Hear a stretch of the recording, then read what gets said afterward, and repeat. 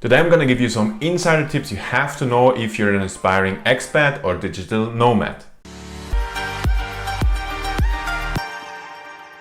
Welcome to How to Expat. My name is Sam, and at How to Expat we help expats relocate. In this video I want to touch about a topic that has been on my mind for quite a while now. I've been an expat for 4 years now, and I got some tips and tricks to share with you if you're an expat yourself or a digital nomad. There are some things, especially organization, administrative things, that really can save your ass if you know them. So let's just get started with the video. I have my little list here. The first is keep your home phone number, especially a mobile phone, which is easy to keep from your home country. It will save you a lot of hassle with some different things you might not even think about at the time of moving abroad. Some of the things are signing up with online services. So if you only have a phone number from a so-called third world country, sometimes it can be hard signing up with different online services, whatever. If it's like, let's say, an online neobank or whatever it is, PayPal, sometimes it's hard. Some of these or many of these platforms actually just check if you have a phone number from a country which is a first world country, then you're already good. So what I did over these 4 years is always kept my, from Switzerland, kept my Swiss phone number. That helped me a lot with signing up with different things.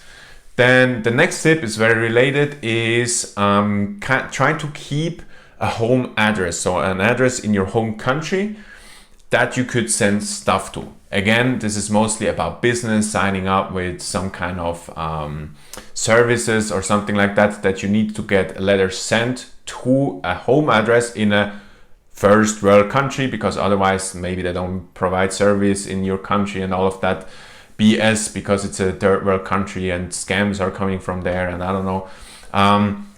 This saved my ass a couple of times already. So this is, I think, a very, very important tip. Then the next tip I want to talk about is having a VPN. So VPN stands for Virtual Private Network, and you have a couple of advantages if you browse the web through a VPN and not directly like you would do with a Wi-Fi unfiltered with a VPN, let's say. So what you can do, there's a link in the description down below from ExpressVPN. That's the VPN we used for years and years now. It's very, very good. So there are two advantages. First of all, it's more secure to browse the web, but the web is already quite secure to browse on. I don't know how to say, but you get what I mean. But the second thing is you can fake your location. So again, some online services only let you log in or whatnot if you're from specific countries, and then with the VPN, especially with the ExpressVPN we used, it works very, very well. You can fake your address, so you can fake your location and then can log into different things, or especially interesting, access different entertainment systems or different, let's say you're on Netflix and it's restricted in Colombia, you can fake your location that you're in the US, in Europe, somewhere, and then you actually get access to that. Just last time, it was for some kind of bank related thing. It didn't let me log in with the Colombian location. I didn't even know why. It didn't pop up kind of an error message, and I thought maybe it's because of the location. I changed my location to the US, and would you know, it suddenly worked. So I think it's very, very important. Also makes the web browsing a little bit more secure, and especially you can kind of hack the system with giving the location you want to be displayed in as a web browser or somebody serving the web.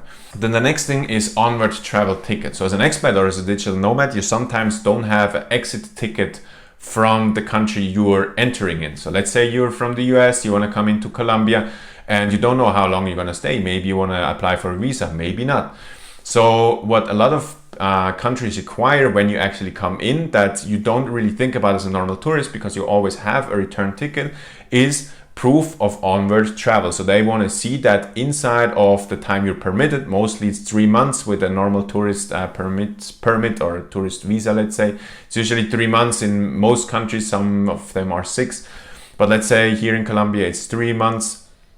then they want to see that you actually leave the country, mostly with a flight. So I've heard from people that even bus rides were not good enough. So they want to see that you have an airplane ticket leaving the country inside of these 3 months before you even enter. There are some horror stories out there where people actually have been sent back to their countries, to their home countries, because they couldn't provide that.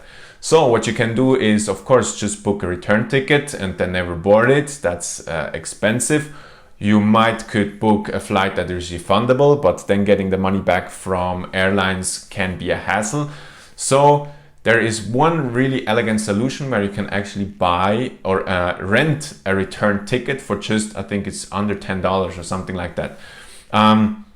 We did that a couple of times. We even checked it. The ticket you rent there is actually in the system of the travel agency or of the airline.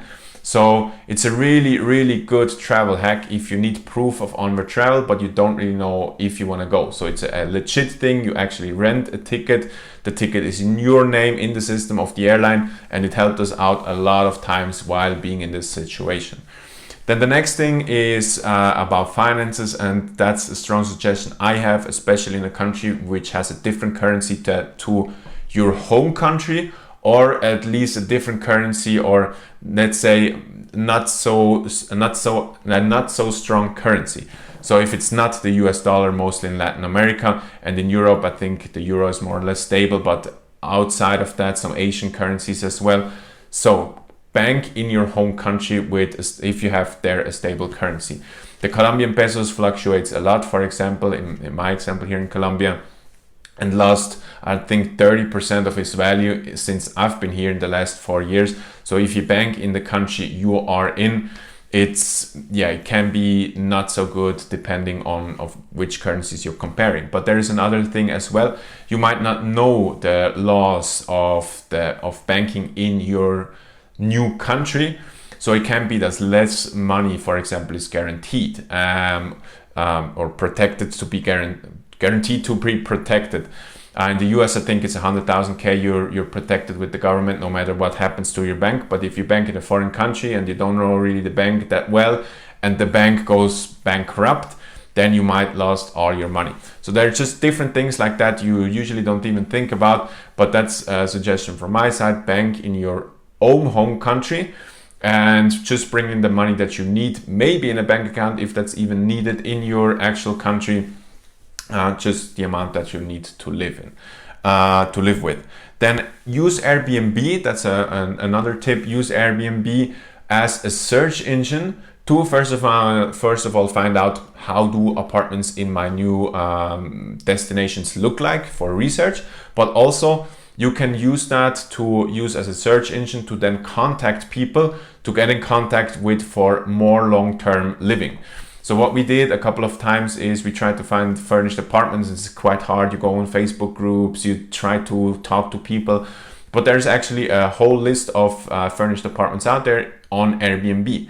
But usually they're a little bit more short term. So usually what people are used to booking on Airbnb is everything below 1 month. But what you can do is contact those people and then negotiate with them a better price and a different contract so you can stay long term and be a little bit more flexible. That's what we did a couple of times here in Colombia. So I think that's a very good tip no matter where you are in the world. Then the next thing is Facebook groups. So if you find a lot of valuable information in Facebook groups, here in Colombia, it's Expats in Colombia or something like that. You have to take most advice with a grain of salt, though. These expats groups are notorious of being very, let's say, aggressive and not so nice. So if you're strictly in there for taking out information that somebody else put in there, but again, there you have to take it with a grain of salt, because a lot of those expats have actually no idea how things are going, even though they have lived here for a couple of years. We know that as we have run an expat business. We knew the rules pretty well because we have been talking to the insiders, to the actual people, to the lawyers, to the insurance people, and some information are just plain wrong in those Facebook groups. So take everything with not just a little bit, but a lot of grain of salt, but sometimes there is valuable information in there. Then the last tip I have is about how to getting to know people in the country. And especially if you're new in the country, one of the best hacks, life hacks we found is attending language exchanges.